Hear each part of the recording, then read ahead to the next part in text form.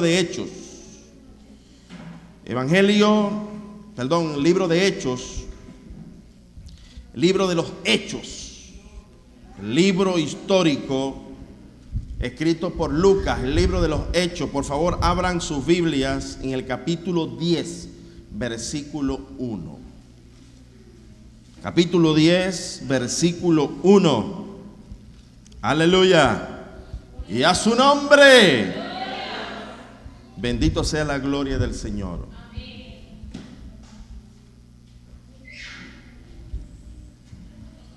Hechos capítulo 10, versículo 1. Vamos a leer la palabra de Dios en el nombre del Padre, del Hijo y del Espíritu Santo.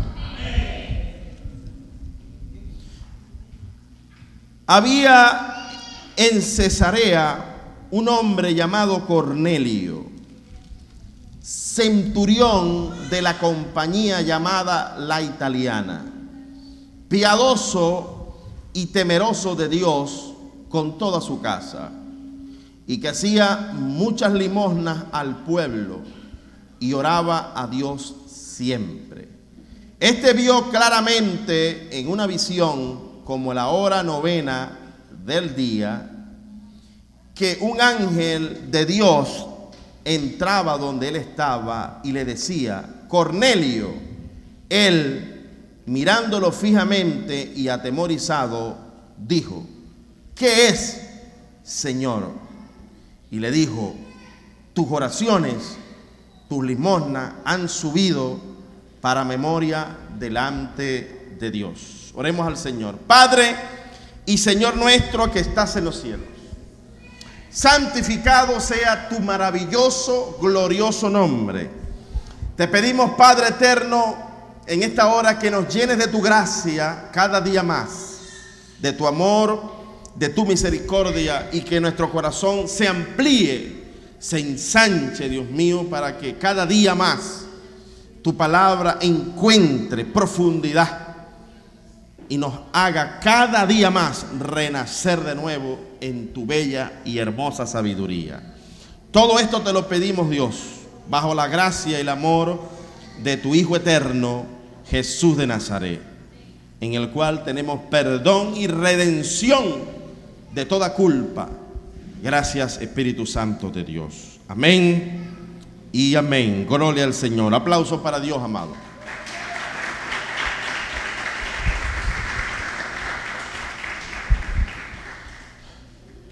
Amados, yo quisiera traerles a ustedes la biografía de Cornelio. Ustedes saben que una de las estrategias que me gusta utilizar para mí mismo, para mi instrucción, para mi alimentación espiritual, es conocer la biografía de los grandes hombres de Dios o de personas puntuales que ejercieron una poderosa influencia y dejaron un testimonio claro. Cornelio es uno de ellos. Y nos inspiramos en el libro de Hechos porque es importante destacar que el libro de Hechos yo lo considero así como el semillero de las buenas enseñanzas. El libro de Hechos es la historia de la iglesia, es la forma de cómo se debe de hacer o debemos de inspirarnos en los ejemplos del libro de Hechos. La tendencia contemporánea es quitarle al libro de Hechos la relevancia de ser el génesis de las iglesias. De allí debe de empezar nuestra actividad espiritual. De allí debe de empezar, amado hermano, nuestras estrategias. De allí debe de nacer el ejemplo, la copia apropiada que nosotros debemos de regir como iglesia de Jesucristo para estos días. Entendemos cabalmente, amado, que existen barreras terribles del tiempo, terribles en la cultura, y que muchas veces opacan el ejemplo glorioso de la iglesia primitiva, de la iglesia originaria. Por eso que me gusta mucho usar esta estrategia de estudiar el perfil y el testimonio inspirado por Dios en el Nuevo Testamento a través del libro de Hechos y de otras partes de la Biblia también. Porque para nadie es un secreto que cuando usted saca una copia de una copia, ¿qué pasa con la copia que saca de la copia? Sale menos legible, ¿verdad que sí? Es recomendable que cuando usted vaya a sacar una copia de una llave, la saque de la original, porque cuando la saca de la copia, usted va a tener problemas para abrir las puertas. Así que nosotros, cuando nos inspiramos en modelos contemporáneos, porque suenan mucho, porque tienen iglesias grandes, y yo creo que no existe una estructura que tenga iglesias más grandes que la iglesia católica, y usted no puede dejarse hechizar por estructuras grandes. Recuerde que los discípulos en un momento dado dijeron: Señor, mira este templo tan bonito, el templo de Herodes. Y Jesús no quiere que nosotros nos encantemos, nos hechicemos en cosas que van a pasar. Jesús quiere que nosotros nos encantemos en su verdad y en su justicia. Jesús dijo: no quedará piedra sobre piedra del templo de Herodes. Dicho y hecho, hermano. En el año 70 fue sitiado Jerusalén y ese templo fue destruido. Y estos ejemplos contemporáneos, amados, en muchos casos ofrecen estrategias tóxicas para la buena doctrina. Yo comparo esto con la tradición de nosotros de comernos un bocachico relleno. ¿A cuánto les gusta el bocachico relleno? Levanta la mano. Mire, si usted no se ha comido un bocachico relleno, cómaselo antes de irse para el cielo, porque hasta al Señor Jesucristo le gustaba el pescado. Pero a nosotros nos dicen: no, el bocachico relleno sin espina. Pero muchas veces uno lo registra por si acaso, y esos bocachicos con espina de vez en cuando le han dejado una espinita, ¿verdad que sí? Así hay enseñanzas contemporáneas. Pueden ser muy buenas en algunos aspectos, pero a veces se les viene atravesada una espina. Por eso es que nosotros debemos de buscar el original. Y de allí este ejemplo hermoso, maravilloso de Cornelio, como una persona piadosa, como una persona, amado, que nos ofrece un ejemplo en una circunstancia donde se necesitaba a un hombre de la categoría, de la línea de Cornelio en el libro de Hechos, para abrir un espacio que Dios quería hacer de cambio, de transformaciones. Y usó precisamente a un centurión. ¿Quién era un centurión? Un centurión. Para aquella época, un centurión era un soldado romano de alta categoría. Gobernaba entre 100 a 200 soldados. Tenía a su cargo entre 100 y 200 soldados, que es más o menos el número de soldados que un capitán en la actualidad puede estar a su cargo. Así que él tenía una gran responsabilidad. Cornelio tenía mucha autoridad, mucha responsabilidad y mucho honor. Tenía buena reputación ante el Estado romano y tenía buena reputación ante el pueblo judío. Era un hombre de una reputación pareja. Aún así, él no se corrompió. Mantuvo una línea de acción, una línea de cobertura en lo político y en lo espiritual. Y es un reto para los políticos de hoy, es un reto para los funcionarios de hoy, que nosotros cubramos los dos aspectos.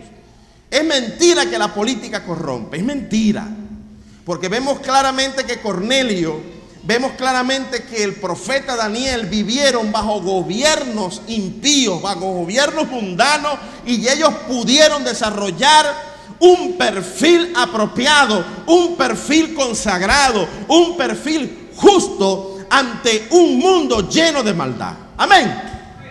Y es un reto para nosotros, lo podemos hacer, pero por supuesto tenemos que asumir las mismas estrategias que estos grandes héroes de la fe, como habla en el libro de Hebreos capítulo 11, habla una lista de los héroes de la fe.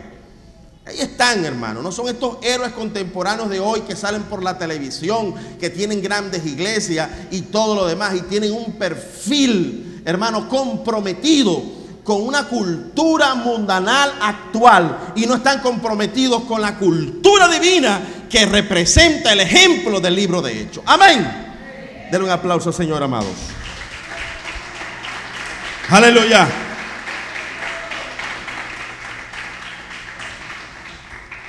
Ahora, estimados, este nivel de categoría en lo político y en lo espiritual nos llena de una reflexión. se puede tener poder y gloria sin corromperse. Quizás esto que les voy a decir sonará un poco extraño. Cuando mi padre partió de esta tierra y fue recibido en gloria porque murió en la presencia de Jesucristo, y Dios, bueno, no se ha cansado de dar testimonio de que mi hermoso padre está en el cielo, yo sentí una depresión muy profunda, hermano, muy profunda. Yo sentí desmayar en mi fuerza. De igual manera, cuando mi madre murió, yo sentí lo mismo. Porque nosotros los seres humanos, por mucha consagración que tengamos, hay situaciones que siempre nos van a doler. Quiero poner esto porque lo que voy a decir es delicado. Y lo estamos grabando para internet. También cuando murió nuestro presidente, también yo sentí esa depresión. Terrible. Fue muy doloroso. Porque tiene que ser así. Porque un gran líder se nos fue. Y el profeta Jeremías lloró cuando Josías se murió. El profeta Isaías, cuando murió Usías, dice la palabra de Dios que en el capítulo 6 dice, en el año que murió Usías, él se detuvo a pensar en ese momento. Porque los profetas de Dios les duele cuando sus líderes mueren. Amén. Pero nosotros sabemos muy bien que nuestro comandante estaba impulsando una tendencia peligrosa. Y en lo político tenía una buena posición, pero en lo espiritual cometió un gravísimo error. Hermano, uno de los gravísimos errores que Chávez cometió fue apoyar la cultura, la tendencia islámica, en contraposición con la posición israelita. Y Dios ha venido mostrando, y esto es delicado, hermano, lo que voy a decir. Dios ha venido mostrando que a Venezuela se le puede venir un gravísimo problema.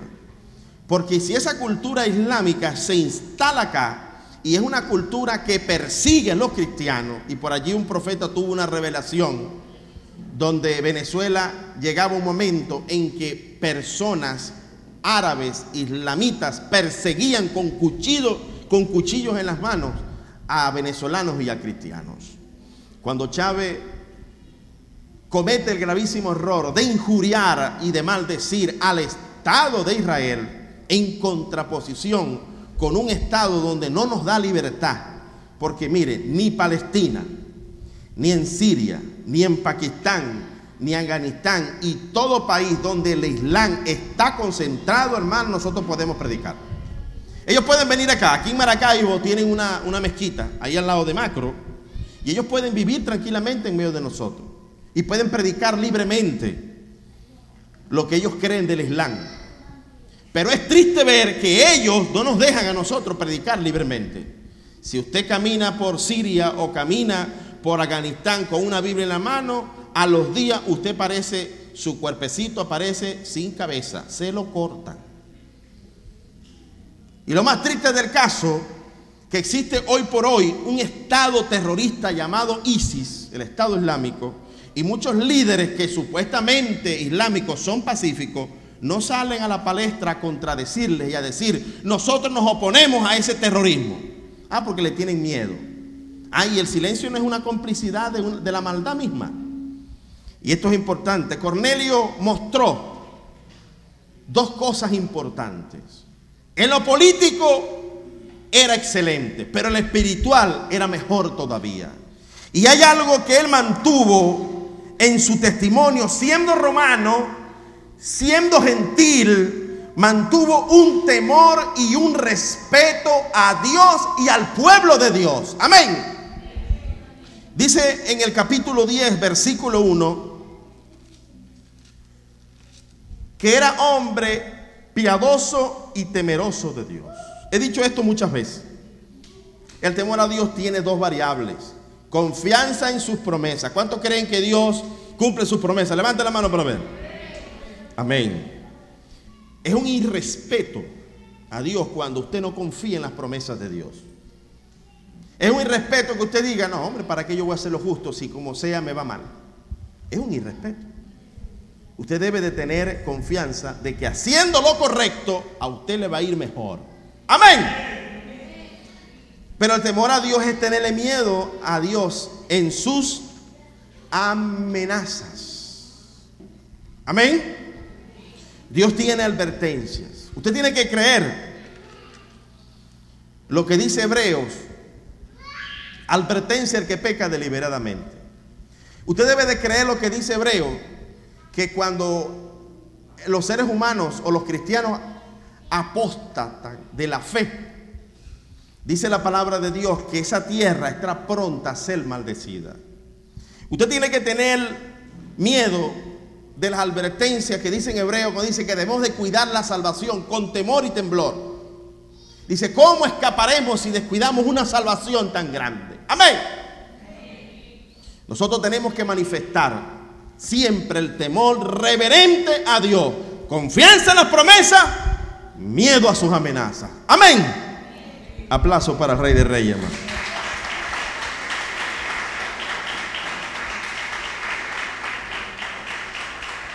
En estos días me llamó la atención el testimonio de Jacinto Combic, un doctor venezolano que fue propuesto para darle el premio Nobel de Medicina.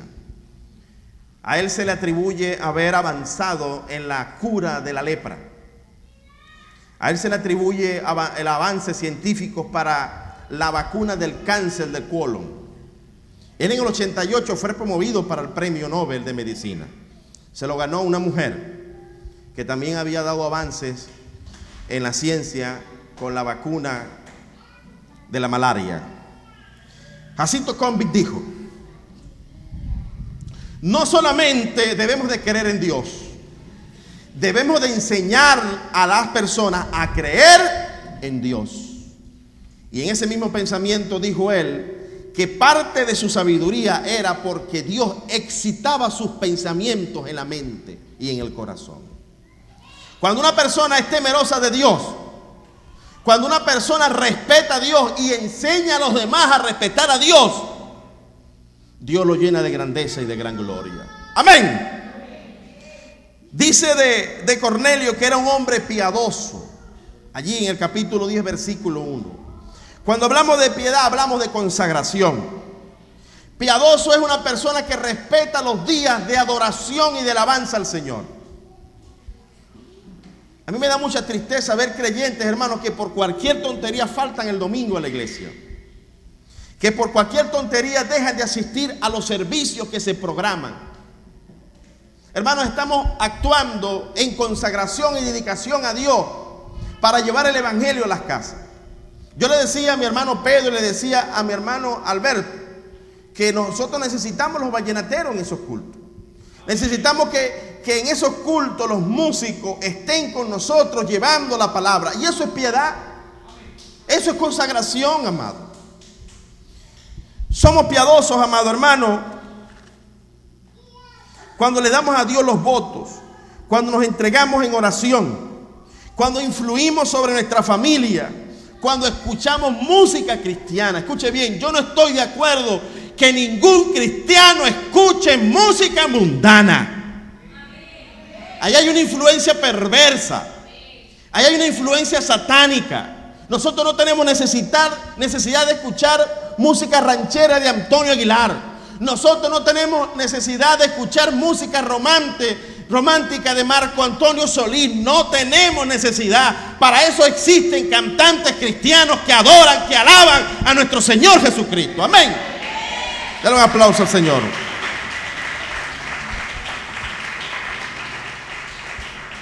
Nosotros no tenemos necesidad de desconsagrarnos y ponernos a bailar música mundana.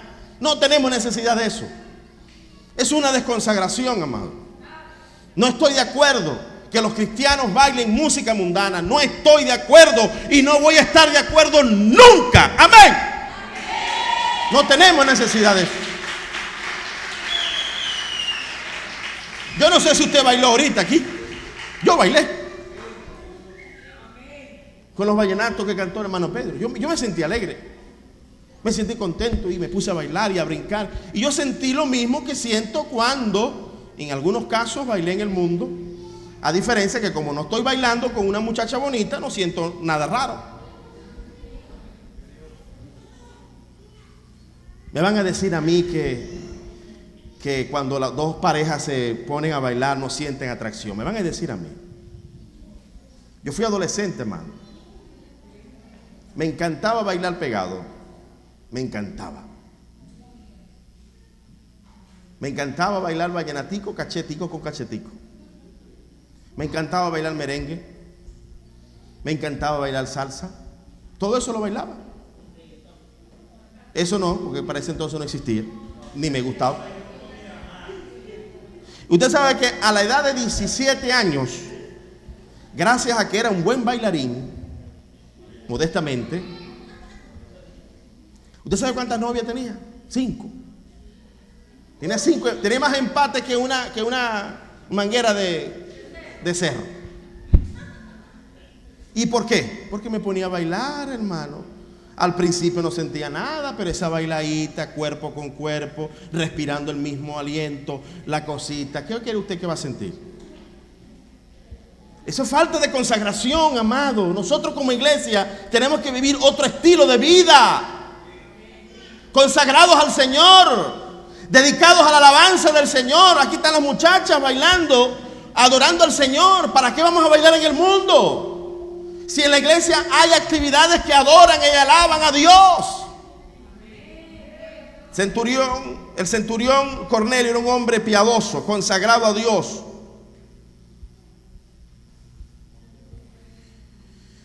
Me llamó mucho la atención el día que hicimos cultos allá en Alsaca.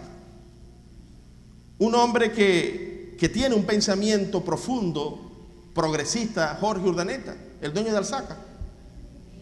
Me comentaba que él no quiere 10 millones de dólares por la fábrica. No los quiere. ¿Y sabe qué estaba diciendo ese día cuando le dimos la oportunidad de hablar?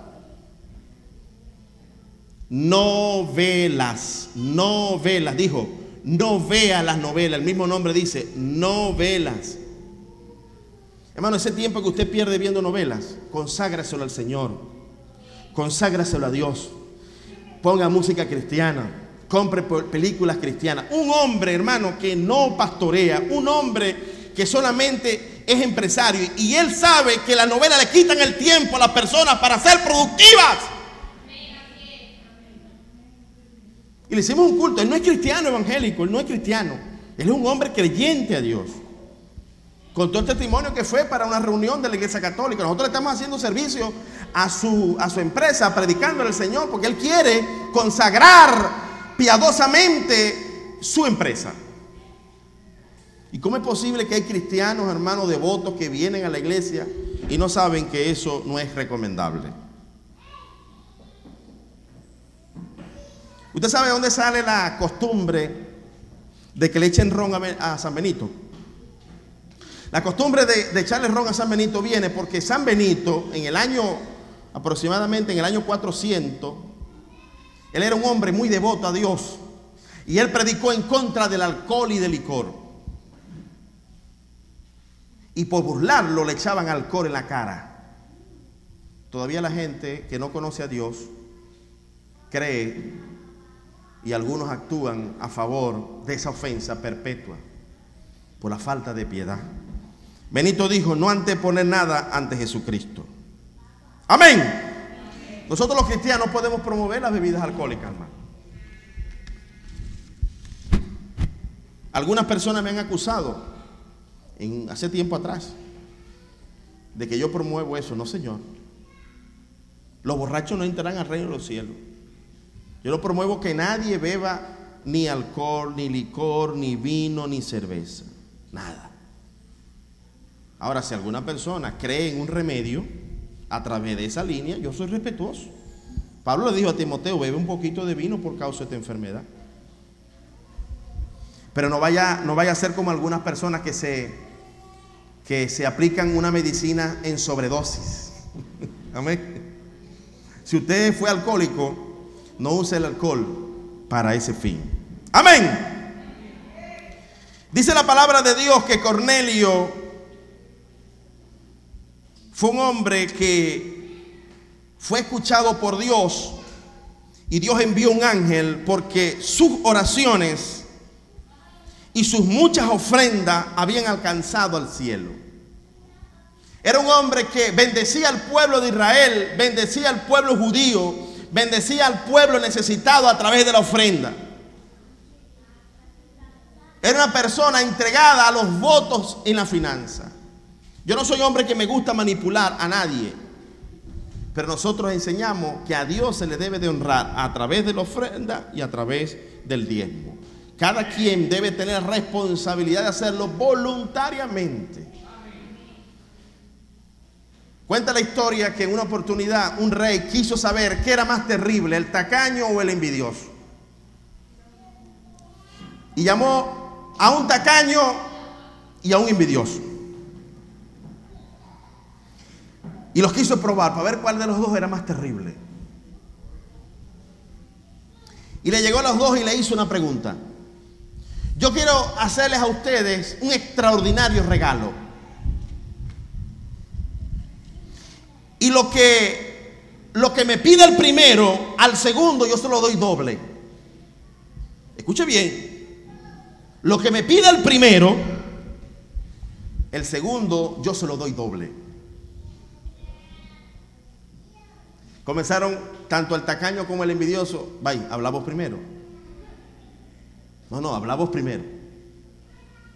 No, hablamos primero. Y había una discusión entre los dos. Ninguno de los dos quería pedir primero. Hasta que por fin el envidioso dijo, bueno, está bien, yo voy a pedir pues. Yo voy a pedir. ¿Sabe qué pidió el envidioso? Que le sacaran un ojo. El envidioso pidió que le sacaran un ojo, claro, para que entonces al otro, al tacaño, le sacaran los dos.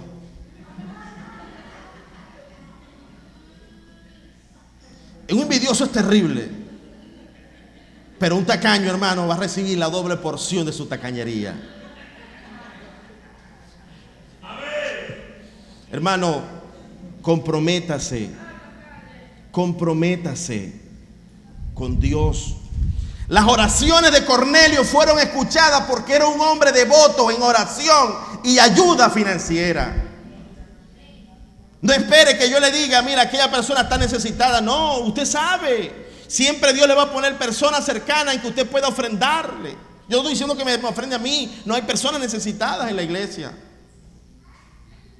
Amén. Así que el tacaño perdió un ojo, el envidioso perdió un ojo y el tacaño perdió dos.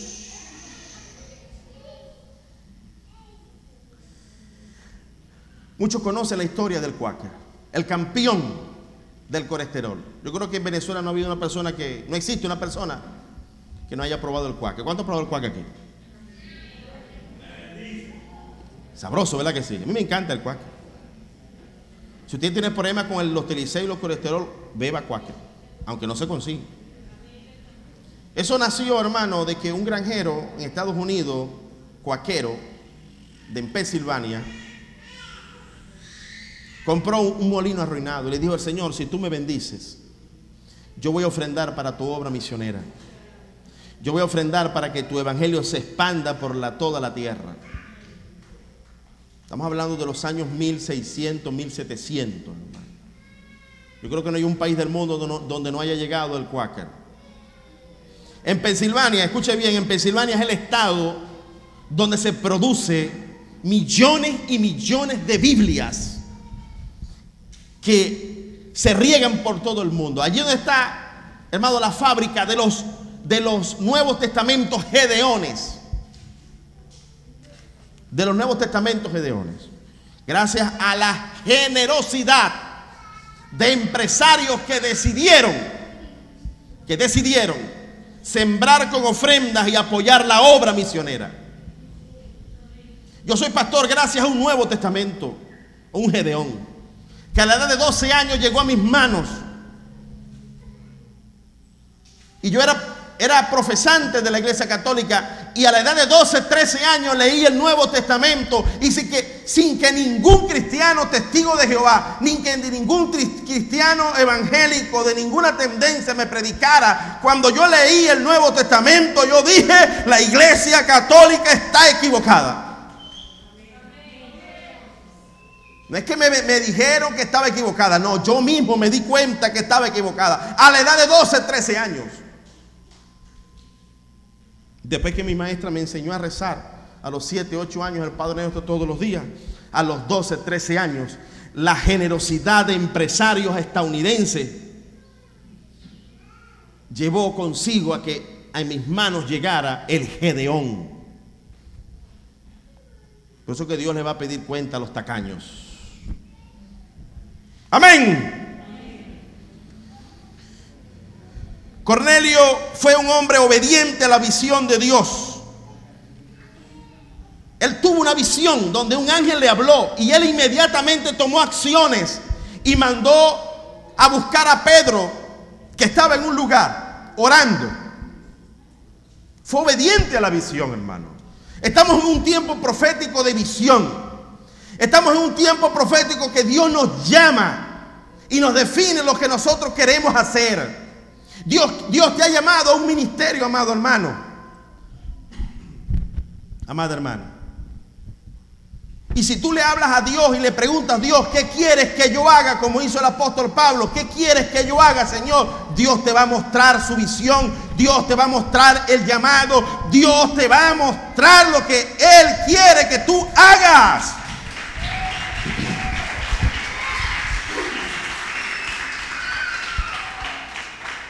Cornelio fue un siervo de Dios, obediente a la visión. Yo recuerdo que cuando yo me convertí, comencé a orarle al Señor de manera incesante a las 3 de la mañana. Me levantaba a las 4 de la mañana y le decía: Señor, ¿para qué tú me trajiste? Yo estaba pasando por sufrimientos muy tremendos porque me dolió dejar la empresa que había dejado. Y no sabía por qué Dios me llevó a una encrucijada de conciencia y de presiones emocionales, circunstanciales, donde yo vendí mis acciones. Y después que las vendí me sentía confuso. Dios mío, ¿hice o no hice lo correcto? ¿Qué hice, Dios mío?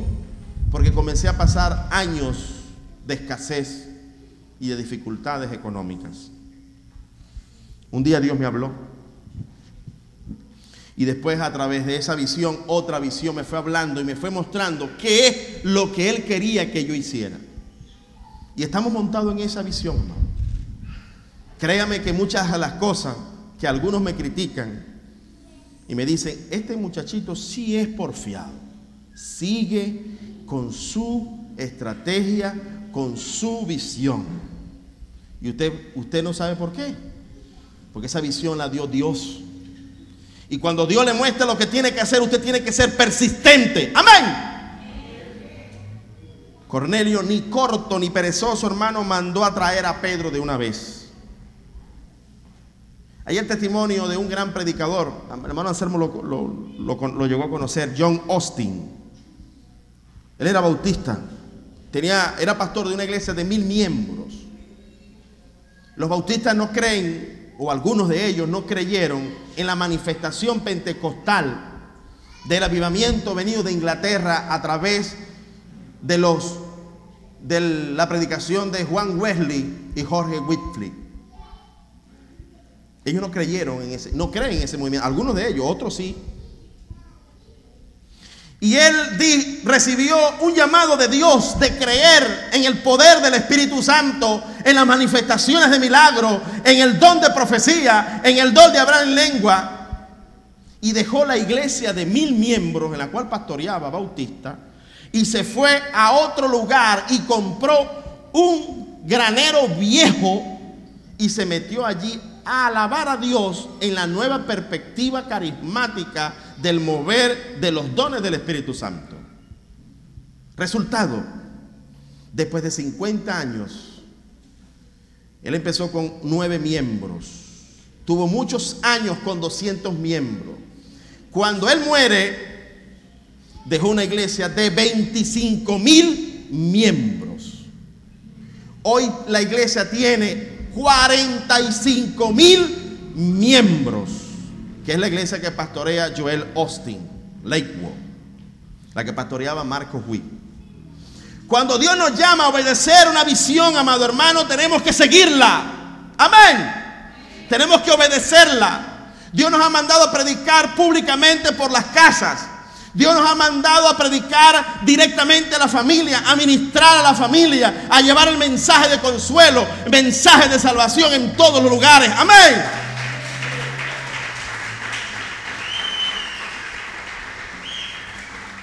Cornelio fundó, en Hechos capítulo 10, versículo 24-25, fundó una célula familiar.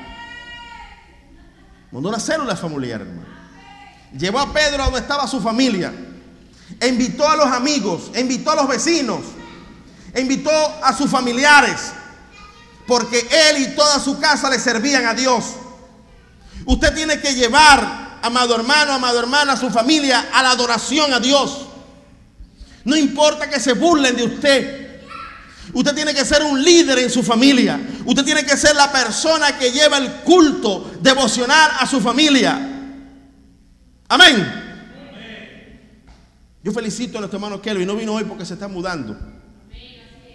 Cada vez que su familia pasa una adversidad, él nos conecta con la familia de él, que son inconversos y que eran apegados a la tendencia católica. Donde estamos haciendo el culto el miércoles son ellos.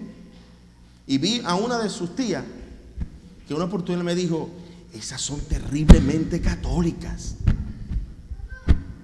Ya están escuchando el mensaje de la palabra de Dios. Amén. A unos hermanos que están por acá cerca, recientemente les aconsejé porque su familia iban a hacer un segundo velorio. Y les dije: vayan y traten de predicarle a su familia. Y traten de lograr que cuando hagan el tercer velorio me busquen a mí para predicarles el evangelio en ese lugar. Porque el evangelio hay que llevarlo a la familia. El evangelio hay que llevarlo a la plaza.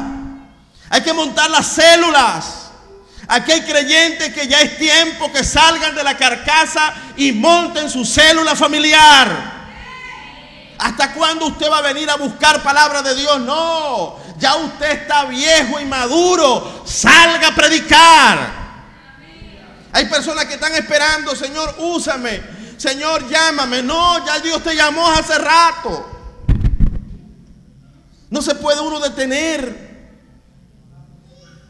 Aquí Cornelio no esperó que lo ungieran como apóstol, como pastor o como evangelista para hacer su culto familiar. No, no esperó.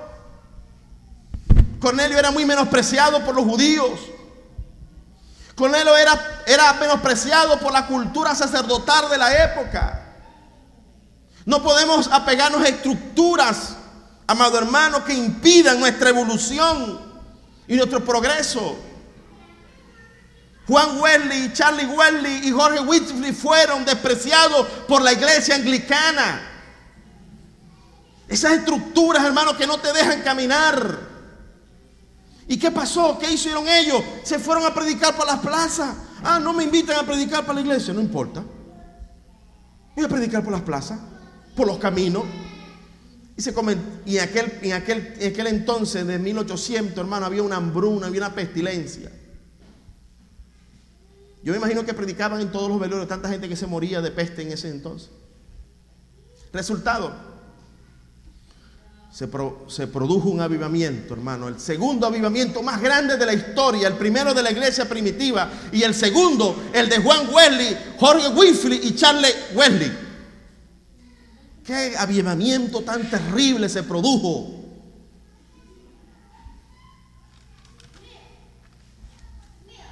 Resultado, amado: recientemente en una revista cristiana existe un pronóstico.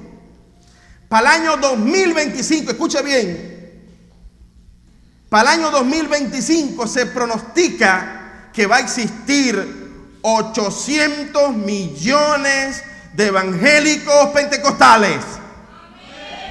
Escuche bien, 800 millones de evangélicos pentecostales para el 2025. ¿Y por qué? porque no nos detenemos en estructuras. No creemos en los papas, ni en los papas católicos, ni en los papas evangélicos, porque allá la iglesia evangélica tiene papas. No, no creemos. Nosotros actuamos y vamos a predicar el evangelio, y le predicamos el evangelio con vallenato, y le predicamos el evangelio con rancheras cristianas, y le predicamos el evangelio, hermano, con reggaetón, y le predicamos el evangelio a todas las estructuras de la sociedad. Hay que dejar esos prejuicios. Amén. Así que a montar células en su casa, en sus vecinos. Pregunte, vamos a hacer un culto acá. Así sea con 3 o con 4. Haga su servicio en su casa, por favor. No decline de esa piedad. Cornelio y su casa y amigos fueron bautizados por el Espíritu Santo. Cuando Pedro llegó, estaban todos reunidos. Amigos, familiares, parientes, todos. Y Pedro comenzó a predicar. No terminó de predicar y el Espíritu Santo descendió y los bautizó en lenguas, hermano. Se formó un pentecostal terrible allí. Se abrió la gloria del Espíritu Santo sin prejuicios legalistas. Se amplió la gracia para los soldados gentiles, quizás posibles asesinos, recasados, mujeres y todo aquel que creía y todo aquel que crea y obedezca a una nueva vida. Dios crea nuevas oportunidades para todos, amados. Es triste ver, y esto es un ejemplo que confronta la estructura de algunas tendencias religiosas, que si la persona viene recasada del mundo no puede predicar, que si la persona viene recasada del mundo no puede ser pastor. Y Pedro dijo, ellos fueron bautizados en ese mismo instante. Y Pedro dijo, si ya el Espíritu Santo bautizó, ¿quién soy yo para detener la gracia del Señor? Si Dios capacita, si Dios llama, si Dios bautiza con el Espíritu Santo, ¿quién es el Papa que va a detener la bendición y el progreso de ese siervo, de esa sierva de Dios?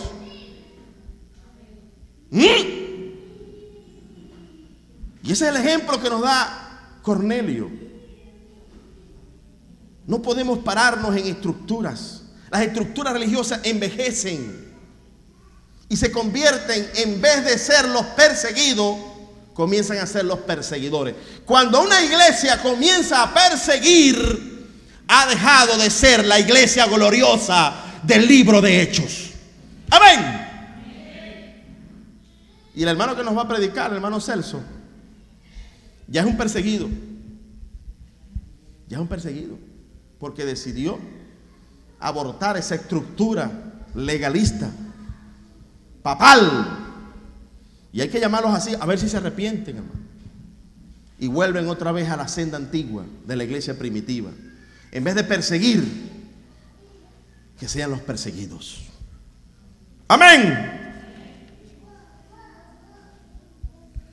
Dios y Cornelio enseñaron al apóstol Pedro y el mundo que Dios no hace excepción de personas. Una persona temerosa a Dios, una persona, amado hermano, que se consagra a Dios, una persona que se convierte en instrumento útil de Dios, una persona obediente a la visión de Dios, va a ser llena del Espíritu Santo, sea cual fuere su condición. Las estructuras legalistas hay que derribarlas.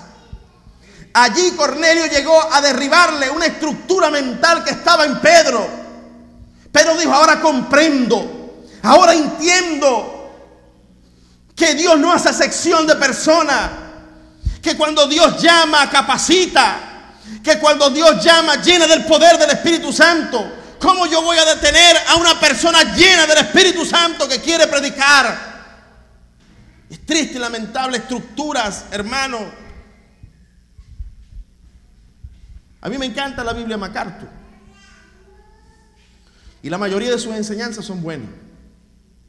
Pero es triste que el hermano MacArthur se haya quedado en el tiempo, no reconoce las manifestaciones del Espíritu Santo y no reconoce el ministerio pastoral de la mujer en la iglesia.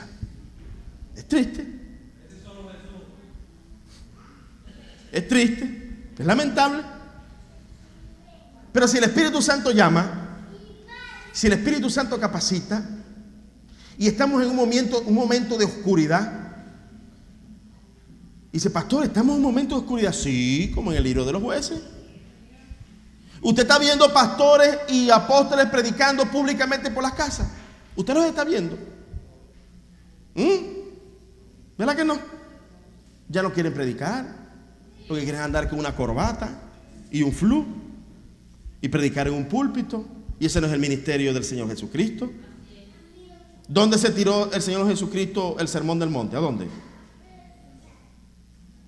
En la montaña, en el monte, en la calle. Y el otro sermón, el sermón del llano, ¿a dónde? En una planicie. Es triste y lamentable si usted está creyendo que Dios lo llamó para que fuese un cantante o un predicador de fama y de gloria. Usted se equivocó de llamado.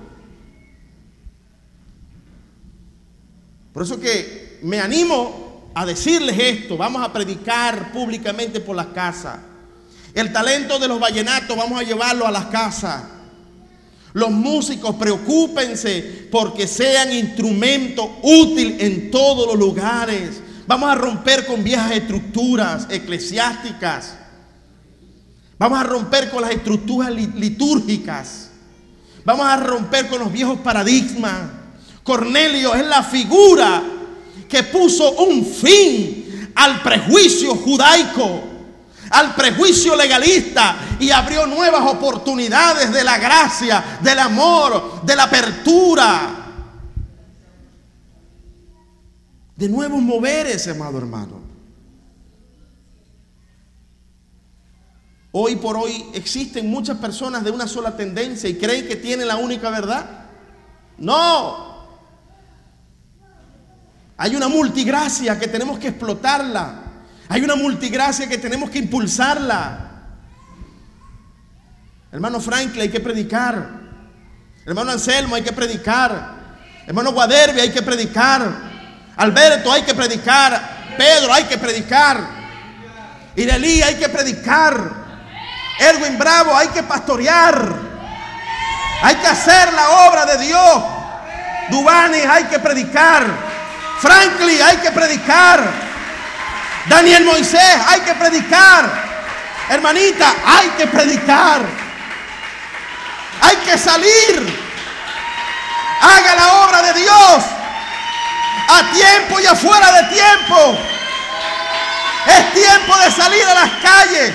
Es tiempo de imponer la mano sobre los enfermos y sanarán. Es tiempo de imponer liberación. Es tiempo, amado hermano, de hacer la obra de Cornelio. Denle un aplauso, Señor. Aleluya.